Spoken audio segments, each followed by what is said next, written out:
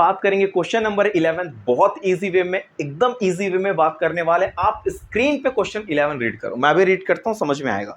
A TV tower stands vertically on a bank of a canal.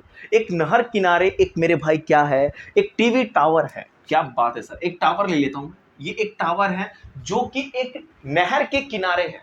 ये मान लो एक नहर है, ठीक है, इतना बड़ा एक नहर है, ठीक है, ये नहर है, नहर के किनारे यहीं पे एक टावर है, इतना बड़ा नहर है, ठीक है, और नहर के इसी किनारे पे एक क्या है, टावर लगा पड़ा है। ठीक है, समझ में आया। चलो अब क्या बोल रहा है, आगे रीड करते हैं। From a point on the other bank directly opposite to the tower. अच्छा, मतलब दूसरे किनारे पे, टावर के टॉप से दूसरे किनारे की तरफ चलना है हमें। और क्या बोल रहा है कि the angle of elevation of the top of the tower is 60 degree. अच्छा, यानी कि ये मेरे भाई टावर है, ये इतना बड़ा मेरे भाई, ये नहर हो गई। चल यहां तक नहर मान लेता हूं, अभी नहर बहुत लंबा ले लेता हूं, ठीक है, इतना। अब ये बोल रहा है कि नहर इतना नहीं लेते, यहां तक बोल रहा है नहर के जो नहर है, जो कैनाल है, उसके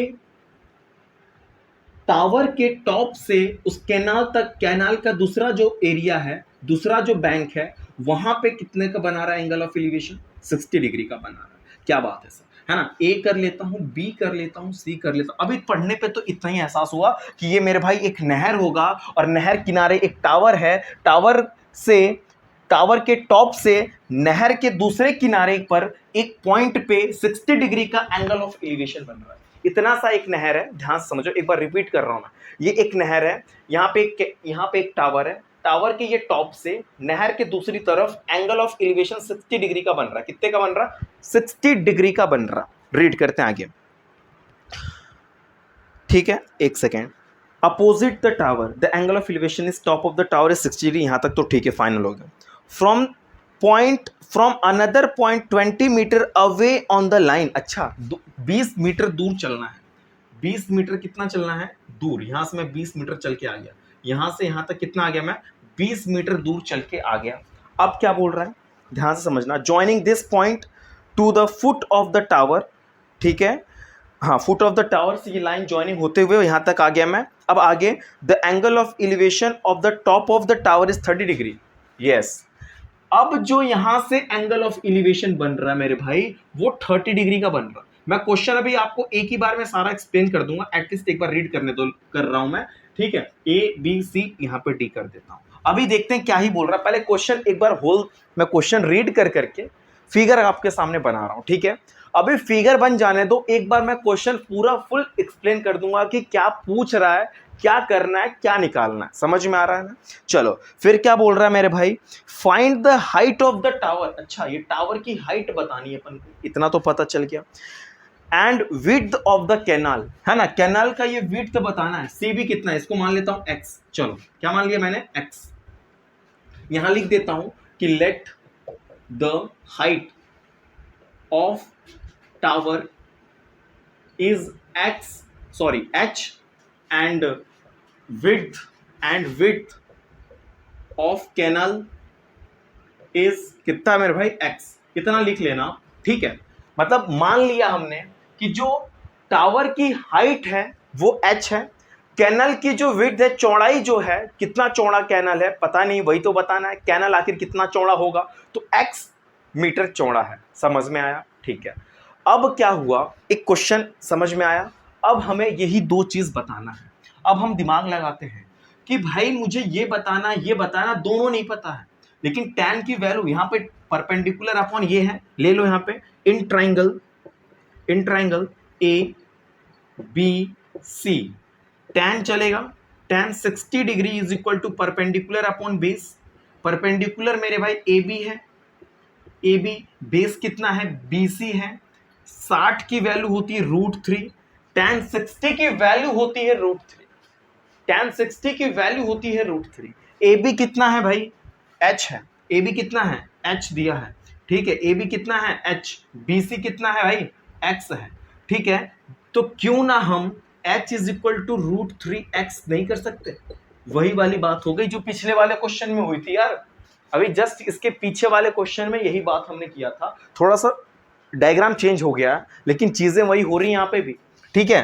60 लगाया मैंने h by x, tan 60 is equal to h by x, तो h इज इक्वल टू क्या हो सकता है, tan 60 इंटू एक्स हो सकता है कि नहीं हो सकता। tan 60 की वैल्यू कितनी होती है भाई, √3 होती है, ठीक है। तो √3 इंटू एक्स हमने एज इट इज कर लिया। चलो यहां पे चलते हैं, अब लेते हैं इन फिगर या फिगर नहीं सॉरी इन ट्राइंगल ADB या ABD ले लेते हैं। ABD एक मैंने ट्राइंगल, ये बीच वाली लाइन भूल जाना। यहां पे चलेगा tan 30 डिग्री। आखिरकार आपने tan लिया है क्यों, क्योंकि मुझे परपेंडिकुलर और बेस से मतलब है। तो परपेंडिकुलर अपॉन बेस, परपेंडिकुलर कितना है सर, AB है, कितना है AB, बेस कितना है भाई, बेस कितना है भाई तुम बता दो, BD है, कितना है BD है, बेस कितना है BD है। चलो हम लोगों को tan 30 की वैल्यू पता है कि भाई 1/√3 होता है, कोई दिक्कत है यहां तक बताओ। tan 30 की वैल्यू पता है 1/√3 होता है, हमने लिख दिया यहां पे। चलो AB कितना दिया है, ऑलरेडी H दिया हुआ है, BD लिखना है, तो BD को मैं लिखने के लिए DC प्लस BC नहीं कर सकता क्या, DC प्लस BC नहीं कर सकता क्या, जरा ध्यान से बताना कि क्या मैं DB को लिखना चाहूं तो DB या BD बात एक ही है, BD को लिखना चाहूं तो BD मेरे भाई CD प्लस CB से बना है, CD प्लस CB से बना है, तो वही मैंने CD प्लस CB बोलो या BC बोल दो, 1/√3 इज इक्वल टू, अच्छा H की वैल्यू मुझे पता है ऑलरेडी, यहां पे लिख देता हूं मैं, from equation first, from equation first, equation first से, from equation first H is equal to √3x already दिया हुआ है, तो मैं क्या करूंगा H की प्लेस पे √3x लिखूंगा, ये मल्टीप्लाई लगा रहा हूं, डॉट ना है भाई, मल्टीप्लाई है, √3x मैं लिख देता, कोई दिक्कत नहीं, बात एक ही वही चीज है, ठीक है। चलो अपॉन DC कितना है सर, DC सर 20 मीटर है, चलो BC कितना है सर, x है, एज इट इज हमने लिख लिया, एज इट इज हमने लिख लिया। क्रॉस मल्टीप्लाई कराओ, इन दोनों का मल्टीप्लाई 1 के साथ, इसका मल्टीप्लाई इसके साथ, अगर इन दोनों का मल्टीप्लाई मैं करा दूं तो क्या होगा, 20 प्लस x होगा कि नहीं होगा, इज इक्वल टू √3 मल्टीप्लाई करके 3 हो जाएगा, और ये x 3x, बोलो यहां तक समझ में आया कि नहीं आया भाई। H के जगह √3x रखा, DC के जगह 20 दिया वो मैंने रख दिया, BC के जगह x दिया वो रख दिया, क्रॉस मल्टीप्लाई 20 प्लस एक्स बन जा 20 प्लस एक्स, √3 का मल्टीप्लाई √3 में तो 3 होता है, x as it is copy कर लिया, ये माइनस एक्स ट्रांसफर कर सॉरी प्लस एक्स ट्रांसफर कर देता हूं उधर, तो ये क्या हो जाएगा, -x हो जाएगा, बोलो होगा कि नहीं होगा, -x, ये h नहीं लिख रहा मैं, x लिख रहा भाई, बार बार बता रहा हूं मैं, ठीक है। यहां देखो तो मैं लिख सकता हूं कि 20 इज इक्वल टू, दिख रहा है कैमरे में, यहाँ पे लिख देता हूं मैं, हाँ 20 इज इक्वल टू 2x, बोलो दिखा कि नहीं दिखा, 20 इज इक्वल टू 2x, तो क्यों ना मैं x is equal to 20 upon 2 लिख दूं, तो 2 1 2 2 0 है ना, यानी कि 10 मीटर आ गया। x की वैल्यू कितनी आ गई भाई मेरे, 10 मीटर आ गई, यानी कि विड्थ ऑफ द कैनाल है ना, विड्थ ऑफ द कैनल कितना है भाई, कैनल की विड्थ कितनी आई है, 10 मीटर आ गया, x की वैल्यू 10 मीटर आ गई, तो कैनल का जो चौड़ाई था, विड्थ था, वो 10 मीटर है कि नहीं है, समझ में आया। जब हमें ये पता चल गया तो हाइट ऑफ द पोल, ठीक है, height of the pole, height of pole कितना है, from equation first, from equation first, height of pole from equation first, h is equal to √3 into x, तो h is equal to x की place पे हमने रखा 10, कितना रखा 10, तो 10 √3 हो जाएगा मीटर। ये हम लोग ने h निकाला, ये हम लोगों ने h निकाला, और क्या निकाला हम लोगों ने, ये विड्थ निकाला, विड्थ ऑफ द कैनाल, कुछ नहीं, देखो दोनों टर्म पूछा था, दोनों हमने निकाल दिया एज इट इज। बहुत ही इजी क्वेश्चन था भाई, पिछले वाले क्वेश्चन की तरह ही ये वाला क्वेश्चन था, बहुत क्वेश्चन नंबर 11 था ना ये, यस यहाँ पे क्वेश्चन नंबर 11 लिख लेना भाई, मैं क्वेश्चन नंबर 11 डालना भूल गया था, बट लिख लो, ठीक है, समझ में आ रहा है, एकदम इजी वे में, ठीक है।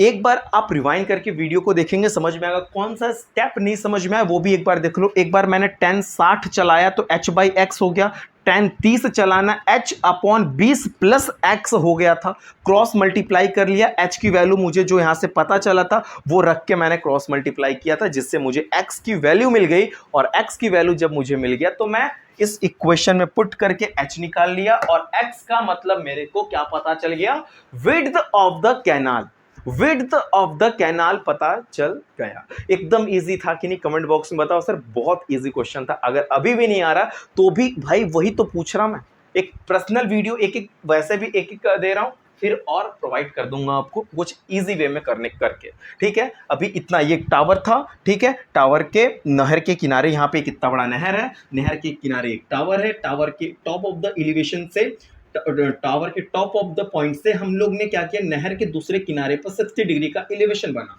20 मीटर दूर चलने के बाद एक और एलिवेशन आ रहा है 30 डिग्री का। फिगर बना ले जाओगे ना तो क्वेश्चन बना ले जाओगे। अभी आप प्लेलिस्ट में जाइए, वहां पे नेक्स्ट क्वेश्चन देखिए, बहुत मजा आने वाला है, बहुत इजी वे में अभी हम सॉल्व करेंगे। अगर आपको वीडियो में मजा आया हो, अच्छा लगा हो, तो प्लीज चैनल को लाइक, सब्सक्राइब, शेयर जरूर करें। And thank you for watching this video.